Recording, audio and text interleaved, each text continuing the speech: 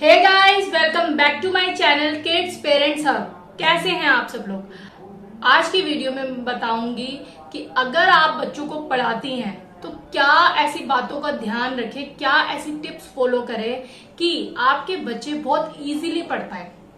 देखिए, कई बार हम बच्चों को पढ़ाते हैं मगर बच्चे हमारे जो होते हैं ना, उनका ध्यान कहीं बाहर होता है या वो ध्यान से पढ़ नहीं पाते। तो कई बार ऐसा होता है कि बच्चे में कमी होती है और कई बार हमारे पढ़ाने के मेथड में कमी होती है। तो पढ़ाने का मेथड आप कैसे सही करें, वही आज मैं इस वीडियो में आपको बता रही हूँ कि अगर आप बच्चों को पढ़ाते हैं तो इन बातों का हमेशा ध्यान रखिए ताकि आपके बच्चे पढ़े तो बिल्कुल मन लगा के पढ़े। और कई बार आपने उनके साथ 2 घंटे 3 घंटे वेस्ट कर दिए मगर बच्चे को कुछ भी समझ में नहीं आया, कुछ पढ़ाई नहीं हुई, कुछ उनको याद ही नहीं रहा, तो फिर क्या फायदा 2 घंटे 3 घंटे अपने वेस्ट करने का, बताइए। तो जब भी आप पढ़ाए तो हमेशा अपने मेथड को पहले सही कीजिए। क्योंकि क्या करें कि हम जब बच्चों को पढ़ाते हैं 2-3 घंटे, तो वो 2-3 घंटे हमें अब आराम से हमारे पास बैठ जाए, पढ़ ले। कभी कोई बहाना बनाता है, मुझे यहाँ जाना है, मुझे ये हो रहा है, मुझे वो हो रहा है, इस तरह से बच्चे डिस्ट्रैक्ट करते हैं और उनका पढ़ाई करने का मन नहीं करता।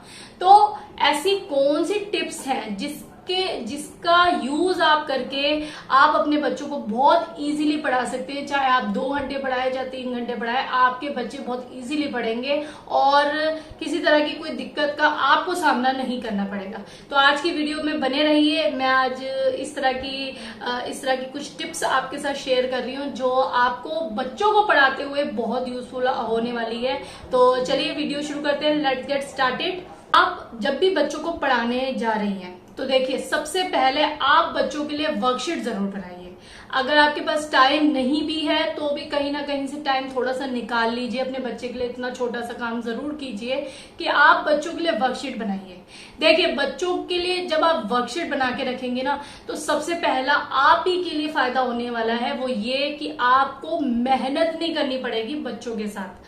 आपको कोई भी चीज उनको इतनी बड़ी समझाने के बजाय वर्कशीट से आप इतनी सी समझाएंगे और बच्चे से आपको श्योरिटी मिल जाएगी कि बच्चे को ये सब चीजें बहुत इजीली आ गई है।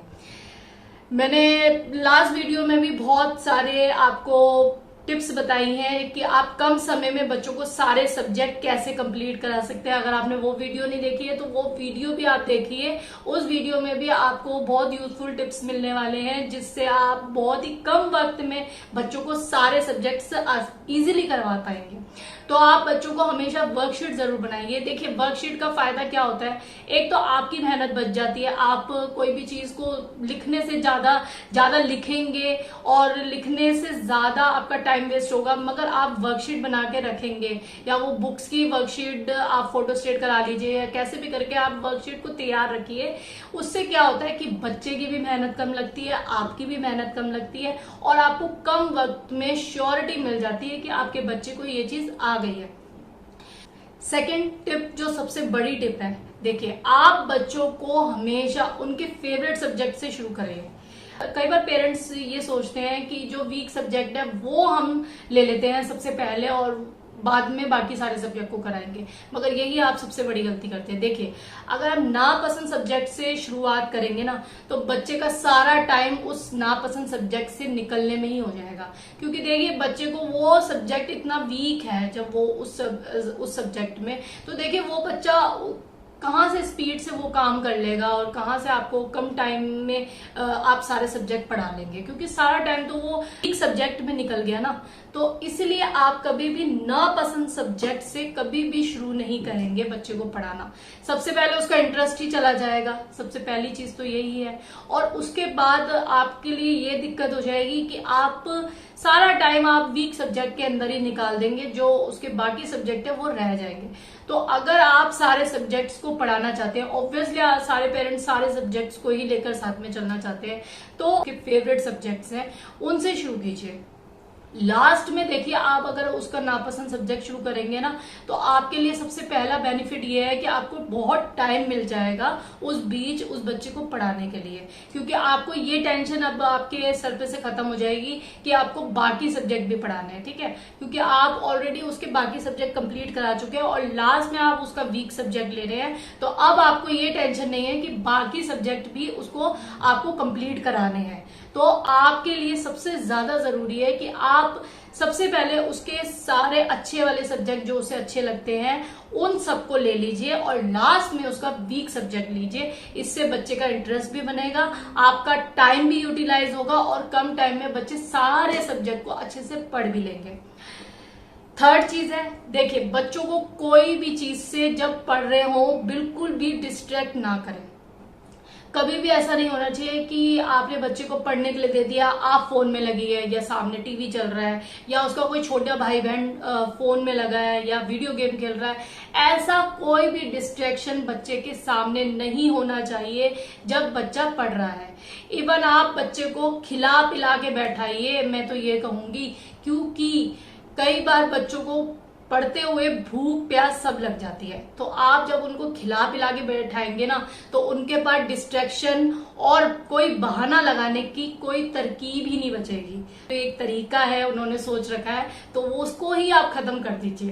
खिला पिला के बैठाइए, उनकी नींद वींद पूरी हो जाए, उसके बाद आप पढ़ाइए अच्छे से, ताकि उनके पास कोई बहाना ना रहे और वो आराम से पढ़ पाए। और डिस्ट्रैक्शन, बच्चों को हमेशा आप न्यू मेथड से पढ़ाने की कोशिश कीजिए। देखिए, स्कूल में हमने एक ही मेथड से पढ़ाया, ट्यूशन में हमने एक मेथड से पढ़ाया, मगर अब बच्चे उस मेथड से बोर हो जाते हैं। कई बार होता है ना, बच्चे एक गेम खेलकर भी बोर हो जाते हैं, तो ये तो पढ़ाई है। तो आप जब तक न्यू मेथड से बच्चों को नहीं पढ़ाएंगी, तब तक आपके बच्चे आपकी पढ़ाई में इंटरेस्ट नहीं लेंगे। तो आप इन सब के लिए कुछ न्यू बुक्स का इस्तेमाल कर सकती हैं, एक्टिविटीज का इस्तेमाल कर सकती हैं, जिससे बच्चों को पढ़ाई ना लग के गेम की तरह लगे और वो बहुत इंटरेस्ट लेके इस चीज को पढ़े और समझे। क्योंकि अगर बच्चों को पढ़ाते हैं और आपके बच्चे देखिए किताब नहीं छोड़ेंगे अगर आप उनको न्यू मेथड से पढ़ाएंगे। और वो के बाद लास्ट टिप है, आप बच्चों को जब पढ़ा लें, सारा कुछ आपके सारे सब्जेक्ट कंप्लीट हो गए, सब चीज हो गई है, उसके बाद आप उनको रिवीजन ना करवा के डिक्टेशंस ले लीजिए। देखिए, कुछ हम ऐसे ऐसे वर्ड्स बच्चों को पढ़ा लेते हैं जो बच्चों को उस टाइम पे याद रहते हैं, मगर थोड़ी देर बाद भूल जाते हैं। ठीक है, और स्कूल जाते जाते तो बिल्कुल ही नील हो जाता है उनके दिमाग से।